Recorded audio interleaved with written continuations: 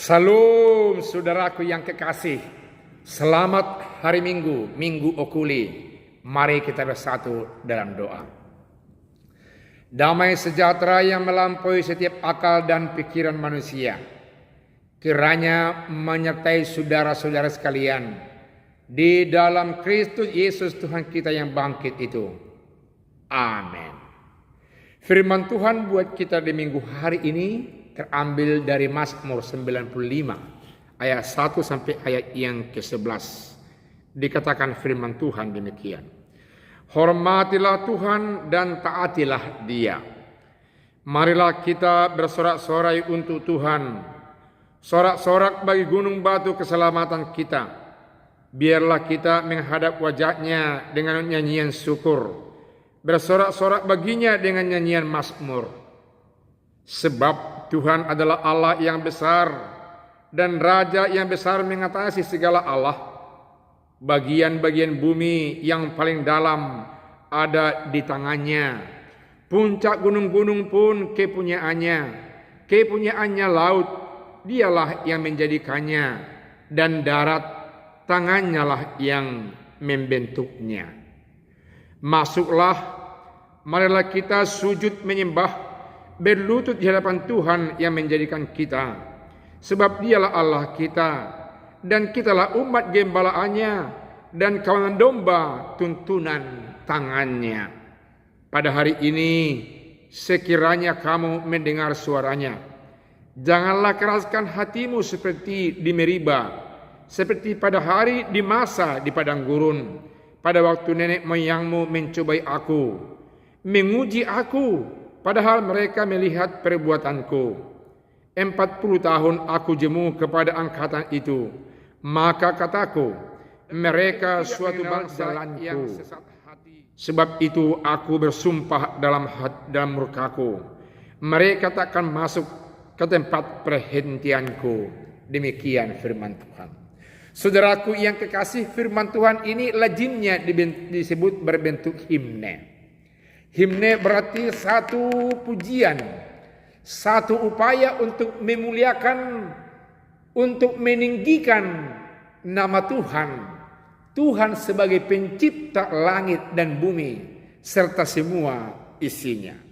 Saudaraku yang kekasih, itulah yang menjadi undangan atau ajakan dari pemazmur pada ayat 1 dengan ayat 2. Namun kita lihat ada motivasi yang kelihatan atas undangan itu. Kalau diajak kita untuk bernyanyi, memuji, memuliakan nama Tuhan, ada motifnya. Motifnya itu ada dalam ayat 3 sampai ayat yang ke-5. Yang pertama di sana diakui bahwasanya Allah yang disembah, Allah yang dipuja, Allah yang perkasa, Allah pencipta langit dan bumi itu menguasai penguasa-penguasa yang ada di bumi dan ada di atas bukit-bukit. Itu memperlihatkan bahwasanya tadinya semua umat yang ada di sekitar bangsa Israel memiliki gaya beriman, memiliki motivasi beriman, dan memiliki sasaran mengimani ada dewa-dewa di bumi yang menguasai, mengendalikan bumi dan gunung-gunung itu.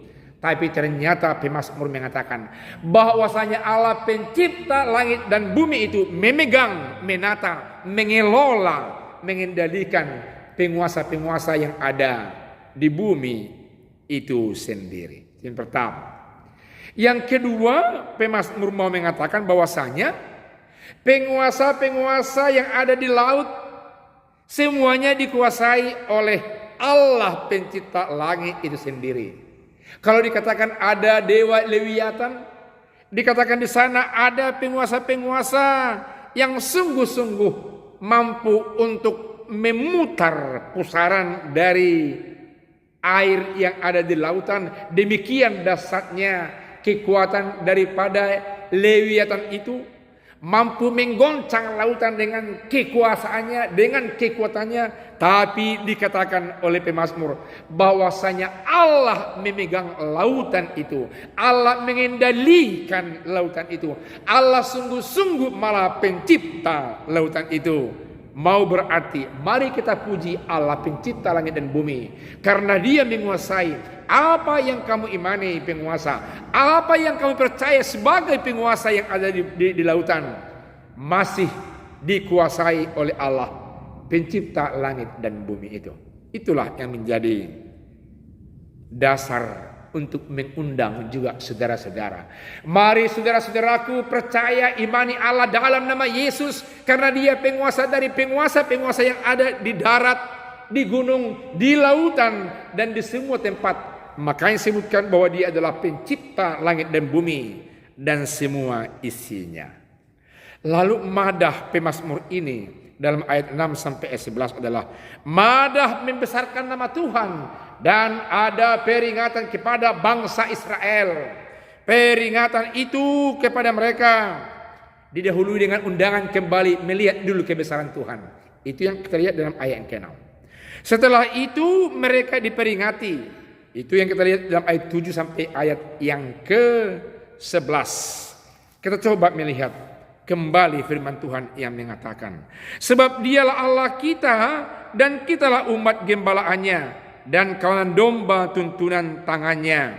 Pada hari ini sekiranya kamu mendengarkan suaranya, maka jangan lagi keraskan hatimu, karena Dia penguasa hati, penguasa pikiran, penguasa lautan, penguasa gunung, penguasa bumi, dan semua penguasa-penguasa yang dalamnya. Karena itu jangan keraskan hatimu seperti di Meriba nenek moyangmu dulu, seperti di masa nenek moyangmu dulu yang memberontak malah mempertanyakan kehadiran dan kekuasaan Allah bersama-sama dengan mereka. Mulai sekarang jangan pertanyakan lagi, saudara-saudara, apakah ada atau tidak kuasa Allah bersama saudara. Di dalam nama Yesus, lewat kuasa Roh Kudus-Nya menguasai hati pikiran kita dan semua kehidupan kita, menguasai jagat raya ciptaan Allah itu sendiri.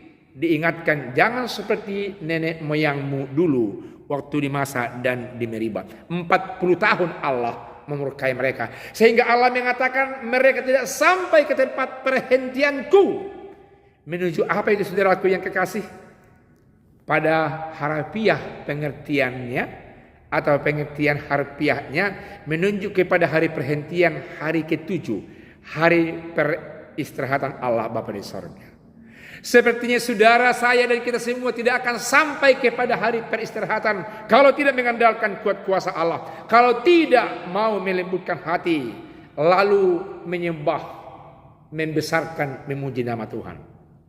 Karena itu firman Allah ini mengajak kita, marilah muliakan senantiasa nama Tuhan, akui kebesarannya, akui kuat kuasanya yang meliputi kuasa yang ada di bumi, di laut, dan di udara maupun di bukit-bukit. Dan jangan keraskan hatimu atas kekuasaannya itu, atas kekuatannya itu.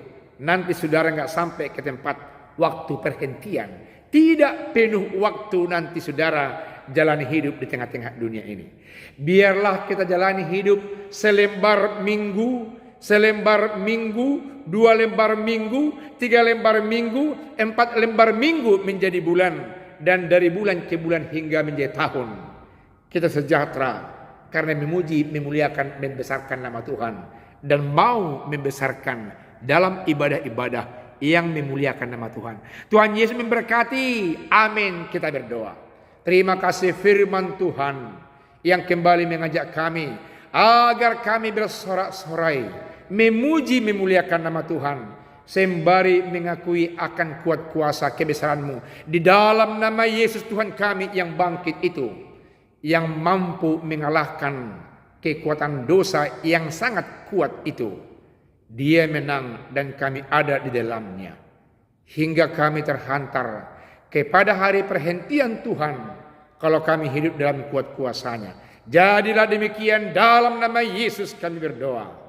Amin.